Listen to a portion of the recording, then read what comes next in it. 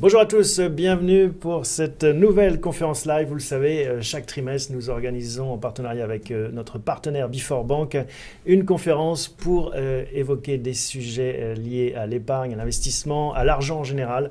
Et cette conférence d'hiver est consacrée à l'immobilier et en particulier à l'immobilier locatif. Est-il toujours un bon placement? Pour en parler, j'ai le plaisir d'accueillir autour de cette table Virginie Grelot. Bonjour. Bonjour. Vous êtes journaliste spécialisée en immobilier chez l'Obs. Oui. Et en face de vous, on trouve Guy Marty, directeur général de l'Institut de l'épargne immobilière. Bonjour. Bonjour. Vous êtes l'un en face de l'autre, mais ce n'est pas pour autant que vous n'aurez pas des points de vue convergents. On verra. En tout cas, le débat est intéressant en la matière parce qu'il n'y a pas de vérité forcément absolue. On va rentrer dans... vous avez posé beaucoup de questions, on va rentrer dans le vif du sujet, mais d'abord, Guy Marty, pour qu'on sache bien ce qu'est l'Institut de l'épargne immobilière, quel est cet institut, cet organisme indépendant? En deux mots, c'est un centre de recherche qui a deux sujets. Premièrement, tout ce qui est fonds immobiliers, donc les CPI, les EPCI, on en aura l'occasion de parler tout à l'heure, les SIC cotés en bourse, voire l'assurance vie immobilière, où là on fait des statistiques, des analyses, des comparaisons, des benchmarks, etc. Et puis, nous faisons ce qu'on pourrait appeler de l'économie immobilière, c'est-à-dire qu'on analyse les marchés du logement, des bureaux, des commerces, pour essayer de voir ce qui se passe, comment l'économie ou les flux internationaux agissent dessus, et quels peuvent être l'avenir. Donc c'est grâce à vos informations que beaucoup d'argent s'investit sur le marché immobilier, et vous publiez d'ailleurs aussi, j'en profite, une réflexion immobilière, des réflexions immobilières sur le sujet, c'est votre revue.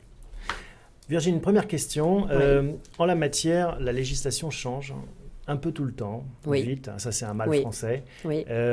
Quand on est un investisseur néophyte, qu'on s'intéresse, on se dit tiens, j'ai un peu d'épargne, j'aimerais le placer en immobilier pour plein de raisons, il faut éplucher tous ces textes de loi? Alors, il faut éplucher tous ces textes de loi parce qu'évidemment, toutes les petites lignes ont leur importance. Il faut prendre le temps de donc consulter les ouvrages de référence, les sites de référence et aussi les acteurs de référence, c'est-à-dire que ça peut être des agents immobiliers, ça peut être des conseillers en gestion de patrimoine, ça peut être aussi prendre l'avis de son banquier. Si on a un bon banquier, il faut trouver les bons professionnels. C'est pas toujours ça. Comment est-ce qu'on les sélectionne, les bons? Parce que c'est comme les bons bouchers, les bons boulangers. Alors dans ces cas-là, je pense il faut prendre des gens qui ont quand même une certaine proximité, parce que souvent l'immobilier, c'est un investissement de proximité. Donc autant prendre les gens qui sont actifs sur un secteur. Il ne faut quand même pas hésiter à comparer pour prendre différents avis. Et puis, il faut aussi se fier au bouche à oreille. Demander à son copain, cousin, voilà. Des amis qui sont peut-être déjà engagés dans cet investissement. Il faut écouter leur expérience aussi, tout en étant réservé, parce que toute expérience est individuelle. Donc forcément, il y en a qui auront des bonnes expériences, d'autres des mauvaises. Donc voilà, il faut trouver après les professionnels avec qui on s'entend bien, à qui on a confiance, dont on comprend le discours, et après peut-être on peut signer. Guy, sur cette évolution et ces changements incessants de législation, est-ce que déjà c'est un facteur qui doit orienter son choix, ou est-ce qu'au contraire, comme ça change tout le temps, on peut mettre ça de côté? Alors, bon, c'est vous l'avez dit, le mal français. Je voudrais juste rappeler qu'on a en France une situation extraordinairement originale au regard de la législation, et notamment de la législation sur l'immobilier. Par exemple, depuis la fin de la Deuxième Guerre mondiale, je reviens là parce qu'il n'y a guère que 70 ans. Tout à fait. On a eu 46 ou peut-être 47, je ne sais plus, ministres du logement. Presque un par an. Tous les 2 ans. Disons, tous les 2 ans.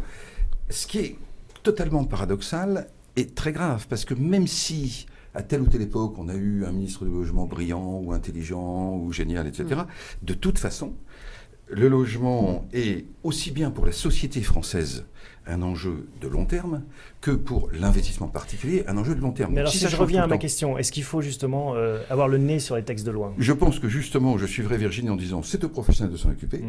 Et pour le particulier, lui, il faut qu'au moins, s'il veut faire quelques raisonnements, il les fasse sur les grandes tendances et le long terme.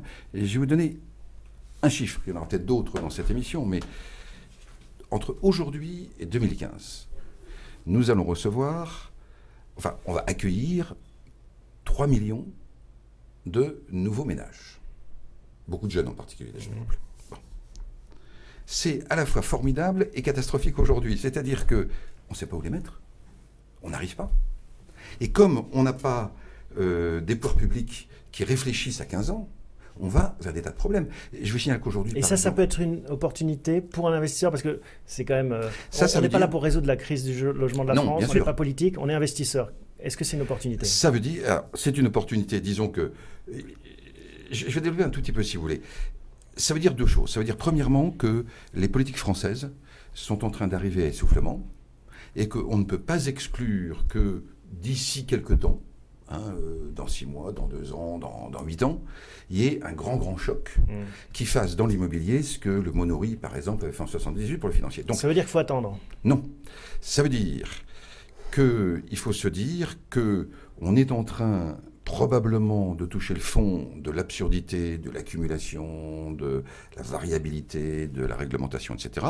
Et qu'il faut se tenir aux grandes tendances. Les grandes tendances, c'est quoi? C'est la démographie, avec beaucoup de nouveaux ménages qui ne s'établissent pas de façon homogène sur le territoire. Donc là, il faut suivre les tendances démographiques régionales, villes, etc. Un bon point. Donc on suit la démographie. Oui, non, il a tout à fait raison. C'est-à-dire que les fondamentaux sur l'immobilier en France sont relativement sains. C'est-à-dire qu'on a une législation sur le crédit qui est quand même relativement protectrice, qui a évité des dérapages type subprime. Et puis, il y a cette démographie avec l'arrivée de nouveaux ménages. Les Français ont beaucoup d'enfants. Donc il y a une base de demande qui reste forte, avec une offre qui reste faible. Donc pour l'instant, c'est plutôt globalement le bon moment d'investir. Alors, on a beaucoup de questions. Donc on va donner la parole à ces internautes qui nous suivent. Bertrand, bonjour. Je possède plusieurs appartements en tant que propriétaire bailleur. Depuis 2 ans, je cherche à vendre l'intégralité de mon patrimoine car trop de soucis face aux impayés pour lesquels nous avons peu de recours. Que pensez-vous des SCPI? Est-ce une bonne alternative? Alors, première question sur le problème des impayés. En effet, quand on investit pour louer, c'est un risque majeur. Alors, c'est un risque. Et ces dernières années, on va dire depuis 2008, il y a eu une petite augmentation des impayés puisque tout simplement le chômage a augmenté. Voilà.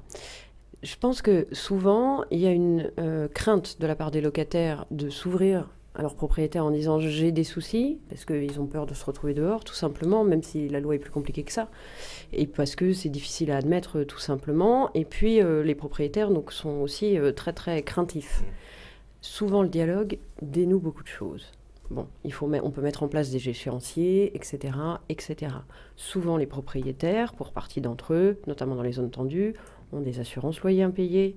Donc il faut aussi bien regarder quand est-ce qu'il faut la faire jouer pour qu'on ait son manque à gagner pris en charge. Maintenant, effectivement, il y a des situations qui s'enquistent. On arrive à des situations qui sont relativement difficiles jusqu'à l'expulsion. Ce qu'il faut, je pense, c'est toujours avoir recours notamment aux associations qui aident locataires et propriétaires aussi au moins à renouer le dialogue et essayer de trouver la meilleure solution. Est-ce que vous observez une montée des impayés, vous? C'est franchement pas considérable, même si au niveau qu'on appellera microéconomique, c'est terrible. Celui qui a 2 ou 3 ou même un appartement et qui a un problème dessus, c'est terrible. Est-ce que vous voyez de plus en plus de Bertrands qui cherchent à vendre leurs biens parce qu'ils sont un peu découragés? C'est ce qui a fait le grand succès des SCPI, la tranquillité de gestion. Il ne faut pas oublier qu'en France, si vous me permettez juste, c'est un peu café du commerce, mais quand même, on avait en France, entre 1914 et 1948, totalement protégé les locataires. Oui.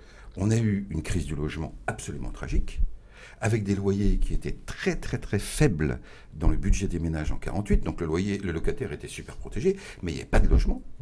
Et il a fallu que toute la France se mobilise pour construire. Donc si vous voulez, la protection, le déséquilibre des contrats est toujours nocif. Aujourd'hui en France, il y a un déséquilibre, on va dire, en faveur du locataire, pour compenser ce qui est un problème similaire, le fait que, c'est vrai, les prix sont chers, mais les loyers aussi sont chers par rapport au budget des ménages. Donc on est dans une situation inextricable qui est, on peut dire, la conséquence des politiques de court terme régulières des politiques. Dans cette situation inextricable, c'est difficile de prendre parti, on va dire, pour l'un ou pour l'autre, parce que c'est vrai que c'est pas bien de trop protéger les locataires, parce qu'on ne résout pas la situation, mais c'est vrai aussi que les locataires, aujourd'hui, ont lorsqu'ils ne veulent pas trop loin de leur travail, des loyers très élevés. Alors, je dirais que ce problème-là, sans le résoudre, ce serait peut-être une autre émission. Il y a deux produits aujourd'hui qui le résolvent, en apportant la tranquillité de gestion. C'est la SCPI et c'est l'OPC grand public. Et quel est mon arbitrage? C'est-à-dire que je perds en rendement en allant sur des produits comme ça, ou parce que je diversifie mon risque. Le rendement des SCPI est meilleur, je pense, globalement, que le rendement d'un pourquoi alors le faire en direct? Non, disons qu'on aime bien... Les contraintes de gestion. Le problème, c'est pourquoi le faire en direct? C'est compréhensible. Si vous voulez vous retirer, prendre votre retraite un jour dans la ville où vous avez vécu, où vous avez vos parents, votre enfance, etc. Voilà. Donc vous avez un appartement, vous avez un bien et vous y retournerez un jour. SCPI, c'est une alternative intéressante. Et l'autre? L'OPCI. L'OPC. Pourquoi? Si vous voulez, la SCPI très et l'OPCI... Très vite, parce qu'on a beaucoup de questions. D'accord. Apporte très simplement, d'abord, une gestion professionnelle, c'est le gérant qui s'occupe de tous les soucis. Ensuite, une mutualisation. Et enfin, ce qui n'est pas innocent dans notre société actuelle, et après tout vous y participez, de la transparence et de l'information. Donc tout ça protège le particulier et surtout le laisse tranquille. Alors pourquoi le rendement de la SCPI est supérieur au logement? Simplement parce que les SCPI, l'essentiel des SCPI, celles qui ont du rendement supérieur, n'achètent pas du logement, mais des bureaux, des commerces, des entrepôts, etc. Absolument. Voilà, ça c'est une autre question. Question de Marie, la fiscalité sur revenus locatifs n'incite pas à l'investissement locatif. Y a-t-il des mécanismes allégeant cette fiscalité pour les propriétaires autres que les travaux? Virginie.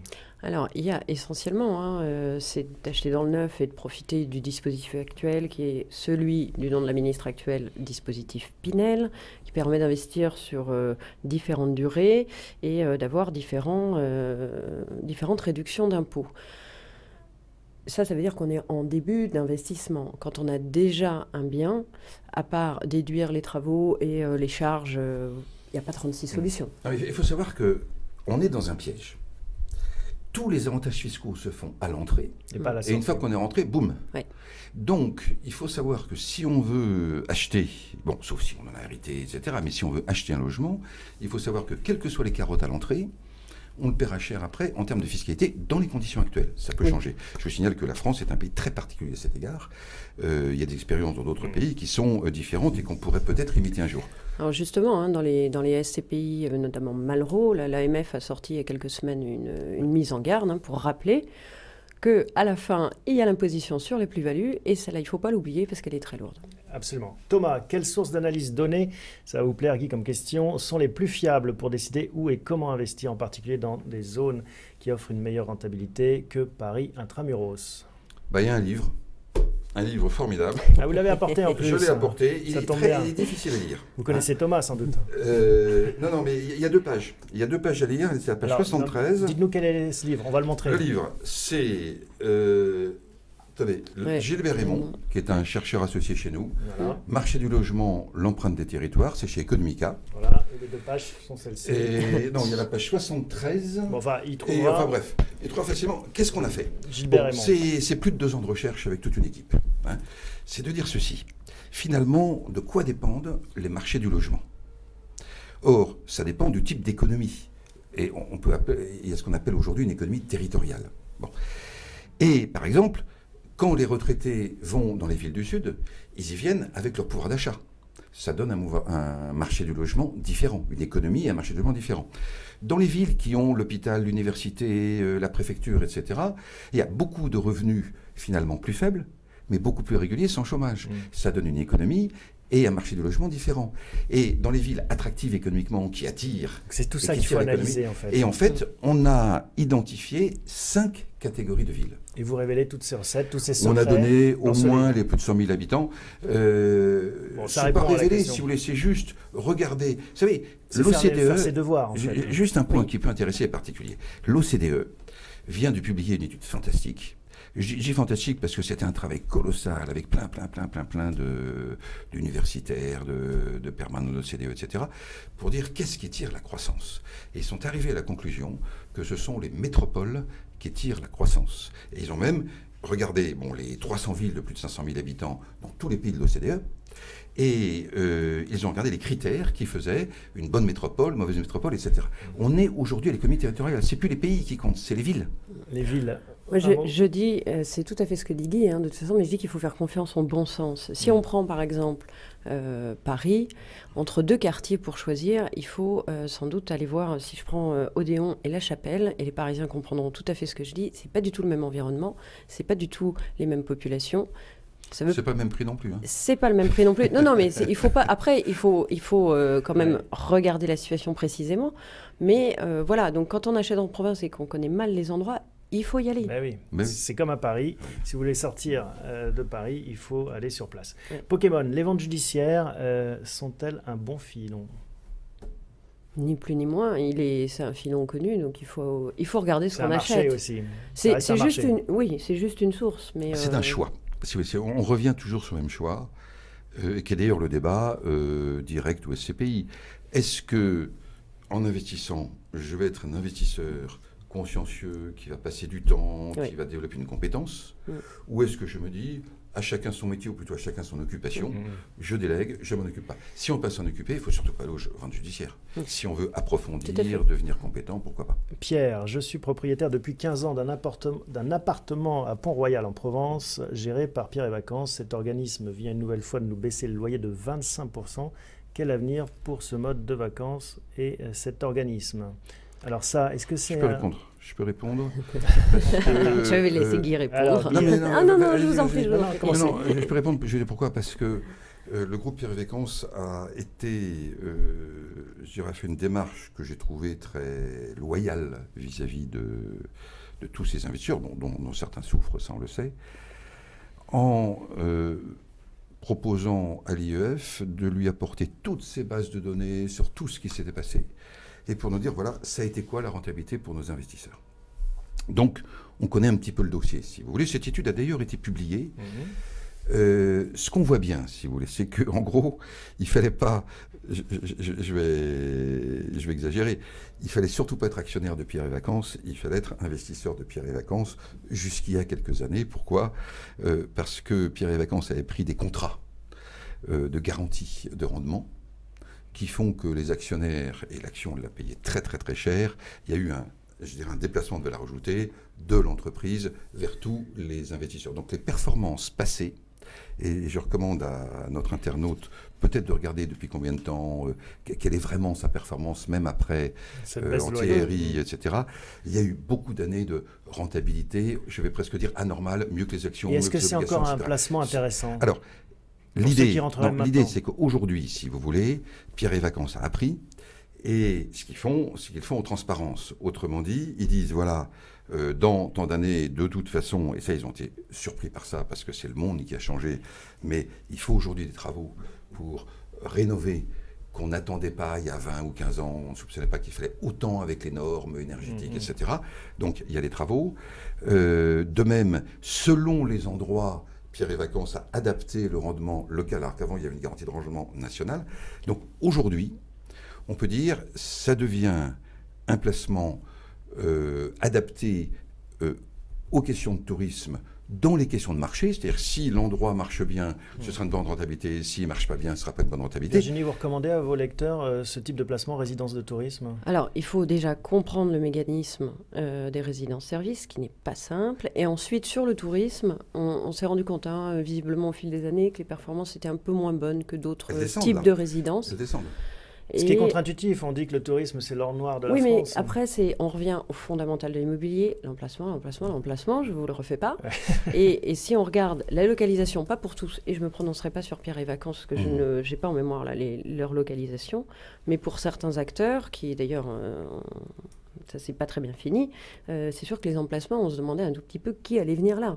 C'est difficile, je ne pense pas que la résidence de tourisme soit un véhicule suffisamment fort pour drainer un flux important de touristes. Sans compter un problème, parce que nous, on était amenés du coup à regarder un petit peu le secteur économique. Vous avez un opérateur de tourisme qui s'installe à tel endroit. Bon, c'était très bien. Il avait bien calculé son coût, il allait faire quelque chose de bien. Et puis, il y en a 3 autres qui viennent au même endroit. Oui, et là, il y a suroffre. Et il y a baisse de rentabilité pour tout le monde. Donc, les résidences de tourisme sont en train de... Pour les anciens, c'est traumatisant parce que ça baisse. Alors, les résidences pour seniors, les fameuses EHPAD, les résidences services pour seniors, une question de genre. Est-ce que c'est mieux? Est-ce que c'est mieux? Vous aurez dans 15 ans des questions. Voilà. Pourquoi c'est... Est-ce que c'est mieux? C'est le problème de toutes les résidences services. C'est-à-dire que, il faut bien avoir en tête que ce sont des résidences mono-activité, entre guillemets. C'est destiné soit aux étudiants, soit aux seniors, soit pour les EHPAD aux personnes médicalisées, donc c'est compliqué. À faire, c'est un peu plus large parce que c'est beaucoup plus urbain et tourisme avec leur localisation. Ça veut dire aussi qu'à la sortie, la mutabilité de ces immeubles en tant que tels, du bâti, elle est compliquée. Vous ne pouvez pas, sauf exception, transformer des studios étudiants tout d'un coup en 5 pièces. Enfin, ça entraînera des frais colossaux. Donc ça, à la fin, il faut s'en souvenir. Ensuite, c'est comme pour tout, il faut regarder quel est le bassin d'activité, quelle est la demande, quels sont les prix proposés, quels sont les loyers aussi pratiqués. Enfin, il faut tout analyser. C'est ça qui est compliqué. Donc, moi, c'est pour ça, si vous me permettez de compléter, parce que c'est très juste ce que vous dites, mais c'est pour ça que moi j'aime beaucoup la SCPI, où là, il y a un professionnel qui fait le choix, parce que d'abord, dans ce type d'investissement, on n'est pas franchement dans du logement, entre guillemets, même si on loge les étudiants, etc. On est pratiquement dans une démarche économique, on est dans une... on est dans de l'exploitation, c'est de l'exploitation, donc c'est de l'immobilier d'entreprise. À titre personnel, j'ai envie de vous poser la question, où est-ce que vous investissez dans la pierre papier? Est-ce une résidence? Alors, moi, j'en suis à l'investissement résidence principale, qui, je pense, est le premier investissement la première marche, c'est bien important. Après, ce sont des choix, c'est-à-dire qu'il n'y a pas de c'est pareil, on pose toujours la question, est-ce que c'est le moment d'acheter? C'est le moment d'acheter quand la personne elle est en capacité de le faire, quand sa situation personnelle est relativement stable, quand sa situation professionnelle le lui permet, quand on a un peu d'économie, quand on sait qu'on va rester plusieurs années à un même endroit. Si on est, dans une optique de mobilité, ce qui est très bien, il n'y a aucun jugement là-dessus, c'est peut-être pas le moment d'acheter parce que derrière il faudra mettre en location ou on ne sait pas très bien ce qu'on en fera. Souplesse. Donc il faut d'abord être très au clair avec sa vie personnelle avant de se lancer dans un investissement. C'est un bon conseil, ça, Guy? Je dirais la même chose. Non, mais en ce qui me concerne, d'abord, je pense qu'il ne faut pas oublier que tout existe. Et moi, j'avoue que j'aime beaucoup les actions. Alors après, plus la pierre papier. On veut s'y intéresser en direct ou on veut passer là aussi à la collective. Donc déjà, j'aime bien les actions. Et ensuite, moi j'ai une expérience personnelle, c'est qu'à une époque, j'avais acheté des parts de CPI que j'ai revendues, et relativement bien, pour m'acheter une maison, la résidence principale, si vous voulez. D'accord. Et ça avait bien marché comme relais, en fait. Alors, on poursuit les questions. On a plusieurs questions concernant la location meublée ou nue. Coralie, faut-il louer en meublé ou en nu? Et Yannick qui rebondit en disant, concernant cette fiscalité, vous n'évoquez pas le statut du meublé. Est-ce que c'est une bonne niche? La question du meublé ou du nu? Alors, Macron vient de s'en occuper. Oui. Dites-nous. Non, je vais laisser Guy. Juste entre location meublée et location nue, effectivement, donc la loi Allure a réglementé beaucoup de choses, dans les deux cas d'ailleurs. Je reviens un tout petit peu avant. Et ensuite, ce sont des choix, et puisque les échéances ne sont pas les mêmes, les durées des baux ne sont pas les mêmes, et après l'imposition aussi, l'imposition, pardon, ne sont pas les mêmes. Donc il faut à chaque fois, c'est pas que je veux pas donner de réponse, mais il faut regarder. Oui, et puis chaque cas... Comment vous le faites? Parce que le logement meublé, d'accord, vous passez par qui? Oui. Et c'est là qu'il y a des très très très belles expériences, il y en a moins bonnes, etc. Mais la loi Macron a introduit... Qu'est-ce que ça veut dire, vous passez par qui, en fait? Le logement meublé, vous pouvez le faire en direct. Ou en passant par un agent immobilier spécialisé. Il y a des professionnels de logement meublé. Et toute la question, c'est est-ce qu'on est dans un monde où il y a des comparaisons, où il y a des chiffres, où il y a de la transparence? Et la loi Macron vient de prendre deux initiatives intéressantes, je trouve, au regard de l'immobilier. Premièrement, elle a enfin autorisé l'immobilier dans l'épargne salariale, ce qui n'est pas inintéressant, parce que l'épargne salariale, c'est quand même le meilleur de tout le placement compte tenu des abondements, etc., au travers de l'OPCI. C'est-à-dire que vous pouvez prendre de l'OPCI dans un fonds d'épargne salariale jusqu'à 30% du fonds, ce qui est quand même pas mal. Et deuxièmement, la loi Macron vient d'autoriser les OPCI à acheter du logement meublé avec les bénéfices de la fiscalité du logement meublé.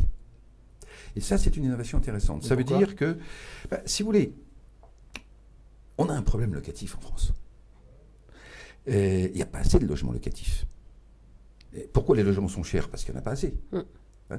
Donc, c'est une petite mesure pour dire, voilà, on va alléger un peu les choses. S'il peut y avoir des investisseurs qui vont vers l'investissement locatif, pourquoi pas? Bon, pour l'instant, les fonds étaient bloqués, si vous voulez. Après, il y a encore une petite précision, c'est-à-dire que quand on dit meublé, est-ce que c'est meublé pour de la résidence principale ou est-ce que c'est meublé touristique en faisant appel aux plateformes bien connues? Auquel cas là, auquel cas là, je rappelle que dans le projet de loi de finances, il me semble, c'est déclaration au premier euro. Il n'y a pas d'abattement de 5 000 euros. Il a été supprimé pour l'instant. Il va y avoir discussion. Donc cette niche fiscale va disparaître, cette niche fiscale involontaire. Elle n'existait même pas.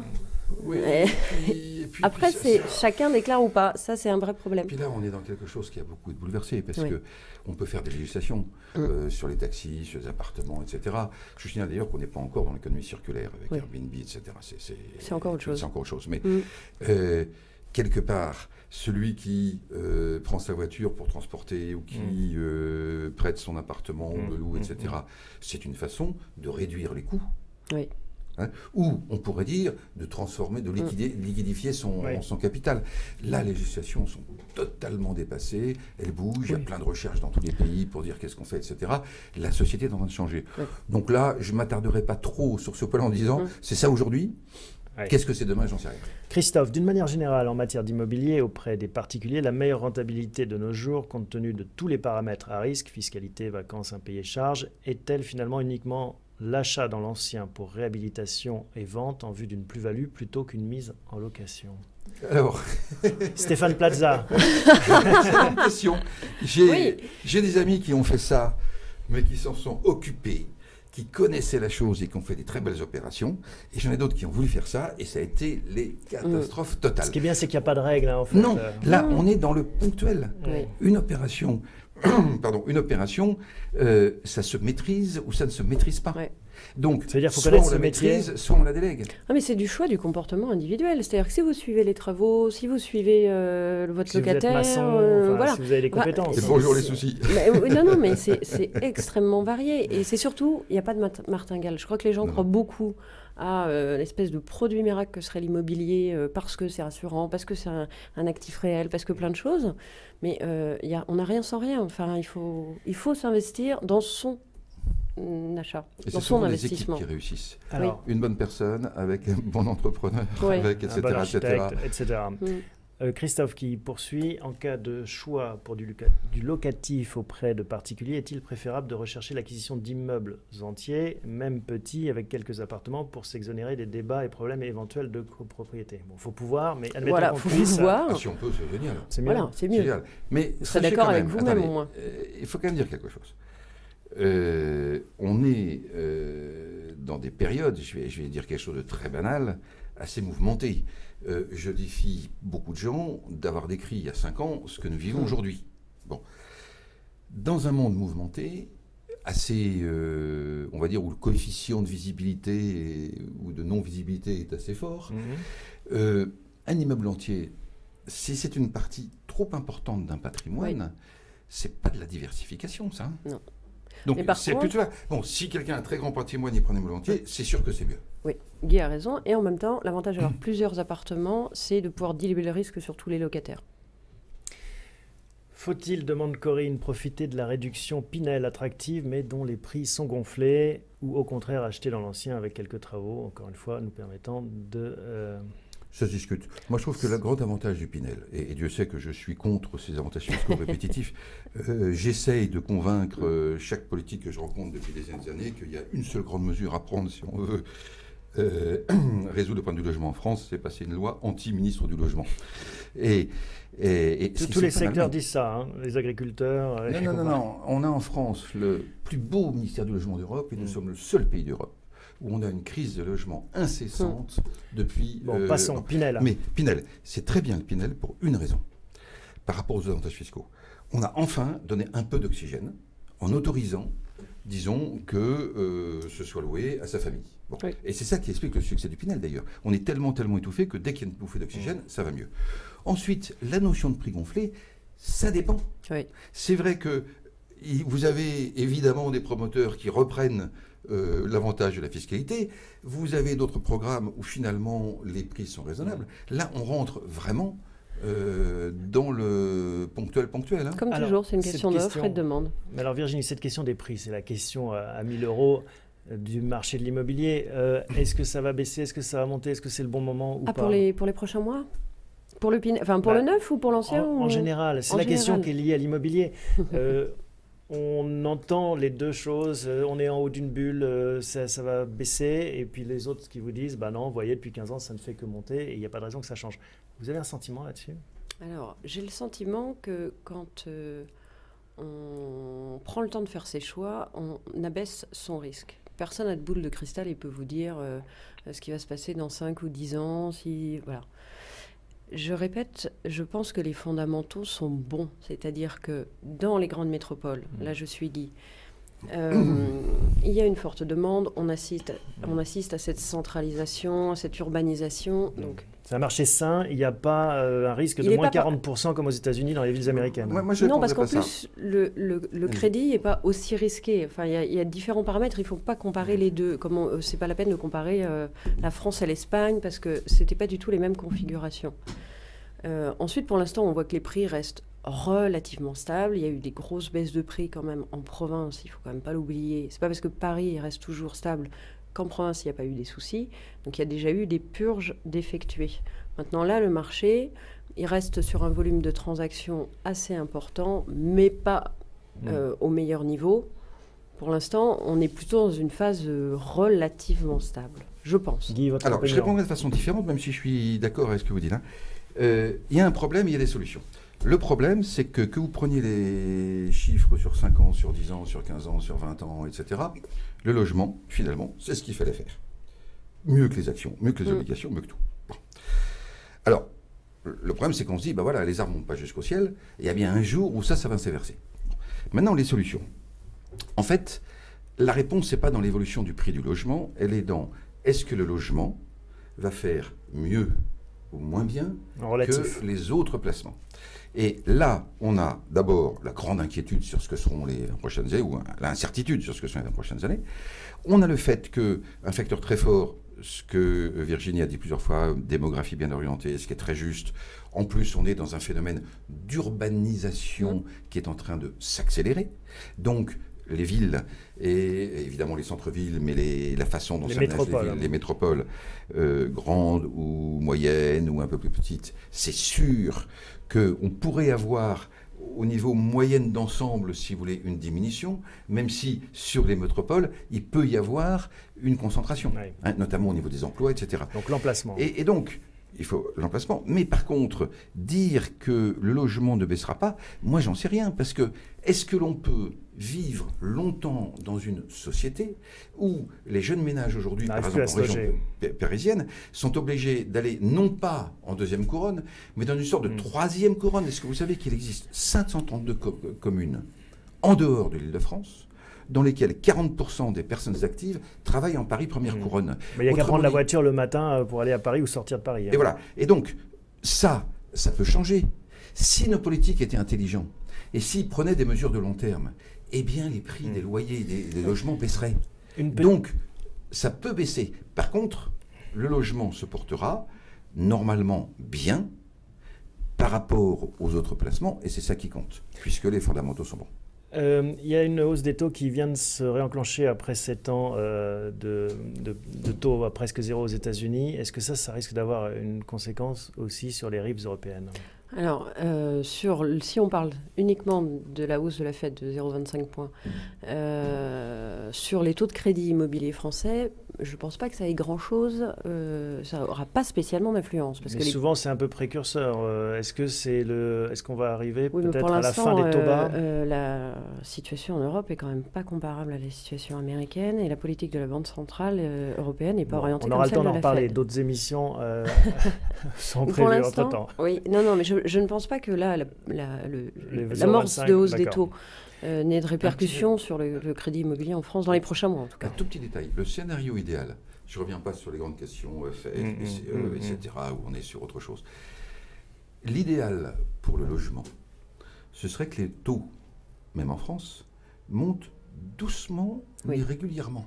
Parce que là, on se dirait de plus en plus, beaucoup d'entre nous se diraient, bon, c'est peut-être le moment d'emprunter quand même avant que ce soit trop haut. Et donc, la hausse des taux n'est pas forcément mauvaise pour l'immobilier, à condition qu'elle soit très douce et très progressive et Oui. très régulière. Comme pour les autres business. Une question de CG. On parle de nouvelles normes d'isolation. Oui, la question des normes dans l'immobilier, c'est Oui. forcément important. Qui devrait arriver dans les prochaines années, entraînant de lourds frais aux propriétaires. Cela risque de rendre non rentable un investissement immobilier. Ne vaut-il pas mieux se tourner à la pierre papier, cher Agui? Là encore, le marché n'arrive-t-il pas à saturation?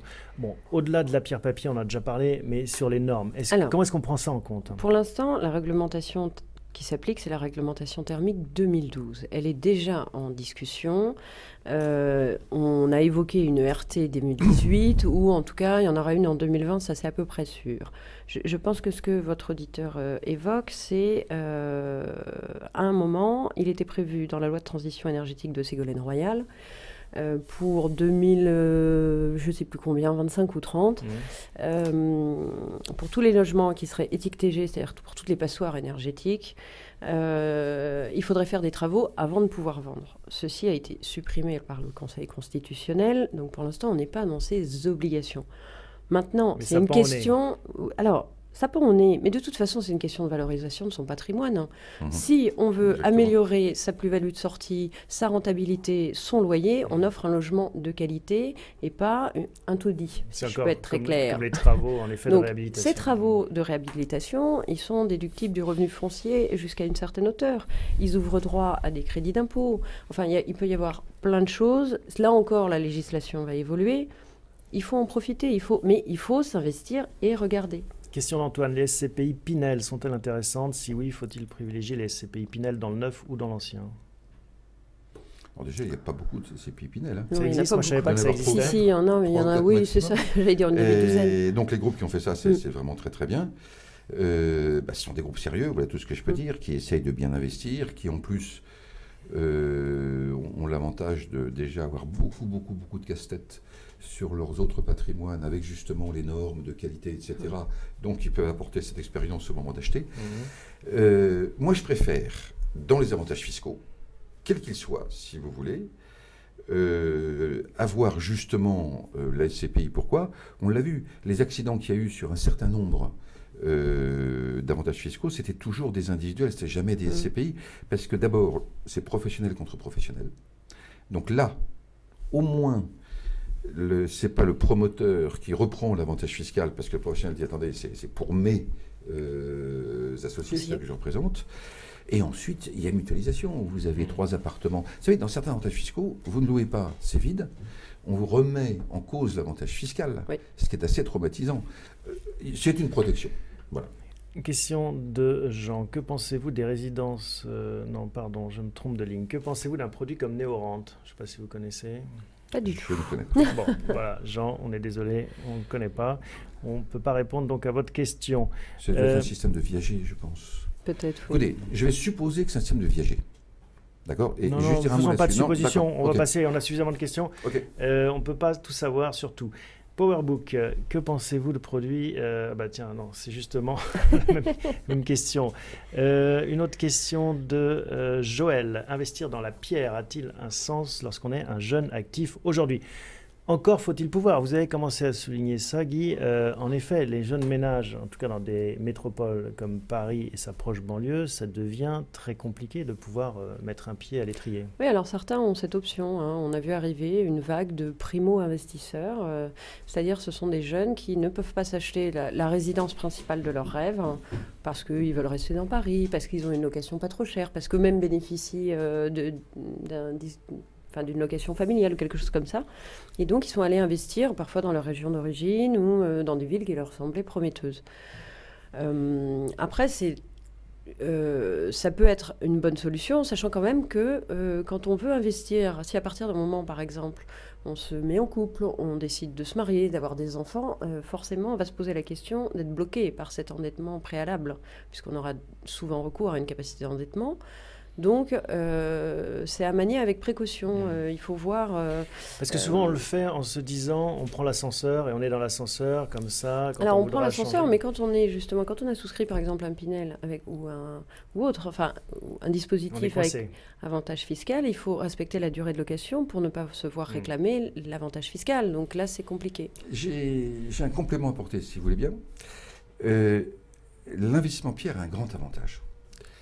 C'est que dès qu'on l'a fait, ça devient de l'épargne forcée. Oui.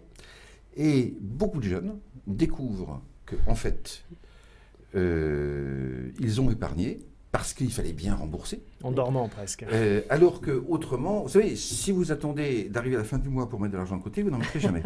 Si vous avez votre retraite au début du mois, vous épargnez. Et c'est quand même, ça fait partie de l'épargne, ça aussi.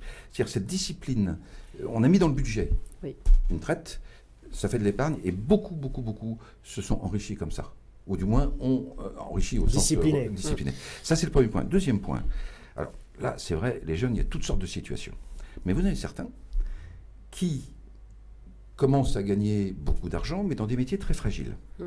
Là, moi, je recommanderais assez, justement, de commencer un peu dans la pierre, parce qu'on diversifie quelque part les types d'activités. Et dans ces cas-là, c'est sans doute plus souple en SCPI. Christine, quel impact peut-on prévoir pour la loi Allure et l'encadrement des loyers sur l'évolution des loyers en région parisienne, location classique et location meublée? Et surtout, quel impact sur le prix d'acquisition? L'encadrement des loyers, pour l'instant, ne s'applique qu'à Paris intramuros. Voilà. Donc, on ne parle même pas de la région parisienne. Ensuite, ces modalités d'application, pour l'instant, elles sont assez complexes parce qu'on se retrouve avec des studios qui sont loués plus cher que des 2 pièces. Donc, les gens abattent les cloisons. Enfin, donc, c'est... Voilà. Une partie des investisseurs, on préfère vendre. Une partie des investisseurs se sont retirés. Je ne pense pas, malheureusement, que l'encadrement des loyers ait eu un effet positif sur le marché locatif parisien. Moi, je veux dire ce que ça fait. L'encadrement des loyers n'a qu'une conséquence, c'est qu'il ralentit la baisse des loyers en ce moment. Parce qu'à partir du moment où vous encadrez, vous avez un chiffre. Alors évidemment, on ne va pas louer en dessous de ce chiffre.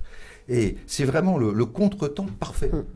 Ensuite, il y a un bémol quand même, c'est les histoires de compléments de loyer. Bon, alors après, normalement, il faut pouvoir, mais de toute façon, il n'y a aucune grille, il n'y a rien. Qu'est-ce que c'est les compléments de loyer? Compléments de loyer, donc vous avez le loyer médian majoré, là, que vous ne pouvez pas dépasser, mais si votre bien comporte des caractéristiques exceptionnelles ou autres, enfin, le mot a été retiré dans la loi, donc vous rajoutez un complément de loyer si vous avez des normes de confort, une vue sur la Tour Eiffel, ce que vous voulez. Je pense que malheureusement pour les locataires, je prendrai ce point de vue, les propriétaires ont usé et abusé du dispositif et donc les loyers, pour moi, ça ne va pas changer grand-chose en vrai. Et surtout, c'est pourquoi faire simple quand on doit faire compliqué. Aussi. Encore un mal français. Mais bon, il faut bien occuper les politiques. Patrick... Non, mais par contre, il y a un vrai problème de loyer cher dans Paris. Oui. Ça reste le problème. Mais alors comment on le traite quand on est politique pour l'instant, on n'arrive pas en fait à décréter les prix on de marché. n'a pas vu arriver encore de solution proposée cohérente. Il y a du très bon sens qui n'est jamais évoqué sur ces sujets-là. Mais pourquoi les loyers sont chers? Parce que, alors, on peut faire baisser éventuellement ces loyers-là, mais ça ne fait pas un logement de plus. Donc, quelque part, ceux qui sont logés, c'est un problème si on fait baisser leur loyer, on leur crée une rente. Alors, ce qu'il faut, il y a un seul moyen de protéger les locataires et de faire baisser les loyers, c'est qu'il y en ait plus de logements. Donc sortir du tout haussmanien, construire des tours, rénover peut-être un peu... Non, pas forcément construire des tours, il y a encore du foncier disponible. Et on va pas en première couronne aussi. De Paris, mais on pourrait construire. On pourrait construire davantage. Et le Grand Paris, d'ailleurs, pourrait changer beaucoup de choses, parce que là, au moins, les politiques s'entendent pour dire on va faire tel quartier, on va faire tel réseau de transport, etc. Ça va voir le jour. Et densifier les gares. Oui, on y va. On y va. Ça aurait lieu il y a 20 ans, il n'y aurait pas la troisième couronne aujourd'hui. D'accord. Patrick demande quels sont les taux de rentabilité. Alors j'imagine, est-ce qu'on a des idées de rentabilité moyenne en fonction de je crois que des types de biens? Alors les SCPI, c'est aux alentours de 5%, me semble-t-il. L'immobilier géré en résidence, on est à 3-4%. L'immobilier Pinel, on est pareil, un petit peu moins. Et puis le locatif classique, c'est assez variable parce que vous pouvez être à 1 dans Paris, et encore, je suis généreuse, et à 8 en province. Donc c'est très variable. Et tous ces rendements baissent. Ouais. Pas beaucoup, ils baissent doucement. Quelque part, ils accompagnent avec retard la baisse des rendements des actifs. Allez, les dernières questions. Charles, est-il avantageux d'investir maintenant dans un logement locatif pour le vendre en viager plus tard? Qu'en est-il d'une éventuelle plus-value? Ça devient technique là. Hein. Voilà, ça devient Il dit technique. maintenant, Non, plus tard, en sur viager. quelle durée de temps? Donc, j'investis dans un logement locatif actuellement. Oui. Je le transforme en viager plus tard. Très bien. Si c'est dans 15 ans, il va se taper, pardonnez-moi ma vulgarité, mais beaucoup plus d'impôts sur les plus-values et de CSG C'est RDS. RDS. Enfin, si tant est que ce soit encore ça. Aujourd'hui, Mais... la loi sur le plus-value, mais ça peut changer tout ça. Oui. Mais c'est 22 ans au niveau fiscal et 30 ans au niveau CSG. Oui. Donc, il y aura de toute façon d'impôt sur le plus-value. Mais après tout, c'est bien la même démarche. Il met de l'argent de côté. Il achète, hein, s'il achète à crédit, ou s'il achète en payant. Donc, il le loue pour essayer de rembourser une partie du crédit. Une ce partie. qui est pas idiot. C'est une façon de constituer un patrimoine qui après sera transformé en viager. Si c'est dans 5 ans, à mon avis, la durée est un peu courte. Si c'est dans 15 ans, que dire ce que sera la loi dans 15 ans? Je pense que s'il le met en viager, ça veut dire qu'il va l'habiter. Donc en fait, là, il va... Pas forcément. On peut avoir des viagers loués. Ouais, alors... Est-ce que ça déclenche la plus-value justement de passer de la location à un viager? Bonne question. Voilà, on fera une émission. John, qu'en est-il de l'investissement locatif en Outre-mer, Antilles, Guyane, avec la défiscalisation? C'est vrai que ça aussi, ce sont des zones favorisées. Beaucoup de très très belles rentabilités et beaucoup de catastrophes pures et simples. Oui. Bon. On est là vraiment sur le... Vous savez, quand vous faites du direct, ou par des petits groupes qui font ceci ou cela, vous pouvez avoir une rentabilité bien supérieure à la mutualisation dont je parle, mais je ne m'étendrai pas. Mais vous pouvez aussi avoir des accidents. Donc là, c'est pareil, le choix du professionnel. C'est aussi ne pas se laisser aveugler par les carottes fiscales. Parce que l'investissement outre-mer... Mais d'ailleurs, très positif. On voit bien, hein, ce sujet de l'immobilier tourne beaucoup autour de la fiscalité. En fait, on n'est plus sur le marché, on est presque plus sur des discussions fiscales que sur le sous-jacent fondamental. Oui, il y a le ministère, il y a la responsabilité du ministère du Logement, mais il y a surtout la responsabilité de Bercy. Bercy, si on prend les dernières années depuis 7-8 ans, donc comme ça j'englobe deux mandatures, les projets de loi de finances, enfin les lois de finances avec un nombre incalculable de lois de finances rectificatives, il y a une année, il y en a eu 4, enfin c'est extraordinaire. C'est le concours Lépine. Alexandre, Totalement. On parle encore de fiscalité. Alexandre, quel avenir pour les dispositifs Malraux MH? Malraux, c'est quand même la seule loi et le seul avantage fiscal qui a traversé tous les ministres, toutes les présidences, tous les ministres, etc. Et en plus, c'est la loi qui a sauvé les villes françaises. Oui. Hein, si vous avez Tours, si vous avez le cœur de Tours, de Bordeaux, de Lyon, de pas mal de villes aujourd'hui, de Lille, qui sont très préservées, c'est grâce à la loi Malraux. Donc, disons qu'il y a un indice de capacité de survie assez important. Pareil, il faut prendre des précautions quand on fait la loi Malraux. Hein. Oui. Allez, dernière question pour Christelle. Est-ce que les rendements des SCPI vont tendre à baisser? N'est-ce pas devenu une bulle d'investir dans les SCPI? Alors, c'est une vraie question. Parce que les SCPI collectent beaucoup d'argent, viennent de rendements élevés. Et c'est vrai qu'un certain nombre sont passés en dessous de la barre des 5% pour aller vers 4,5%. On dit, ah là là, on n'est plus au 7, au 8, auquel on était autrefois, ou au 6. Néanmoins, 4,5 par rapport au placement obligataire d'aujourd'hui, c'est encore très élevé. Donc ça peut baisser si les taux baissent. Ce qu'il faut savoir, c'est que les SCPI sont, si on prend l'exemple des bureaux comme investissement sous-jacent, les bureaux ont des rendements qui ont baissé beaucoup moins vite que les taux d'intérêt, c'est-à-dire qu'il y a une sorte d'amortisseur, et on sait très bien qu'en cas de remontée des taux d'intérêt, les rendements des bureaux monteront moins vite aussi, ce qui veut dire qu'il y a un côté amortisseur dans ce type d'investissement. Maintenant, la question de bulle, c'est vrai que les SCPI collectent énormément, qu'on peut s'en alerter si vous voulez. Je note simplement que les professionnels font deux choses. D'abord, ils restent relativement prudents dans leurs achats, et ça se dit sur le marché. Il y a plein de choses qu'on n'arrive pas à vendre aux SCPI parce qu'il y a beaucoup de bureaux vides aussi. Hein. beaucoup de mètres carrés qui sont...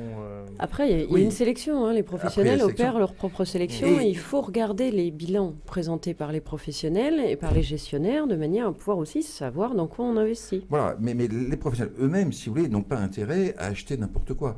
Et notamment, on voit que face à cette collecte de capitaux qui est très très élevée aujourd'hui, ils font beaucoup de diversification, justement, vers les EHPAD, les résidences étudiants, vers d'autres pays européens, etc.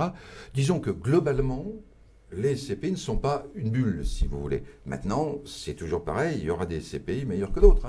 Bon, moralité, il faut continuer à s'informer en lisant l'Obs et Virginie Groslo, journaliste spécialisée en immobilier. Merci Virginie. Merci.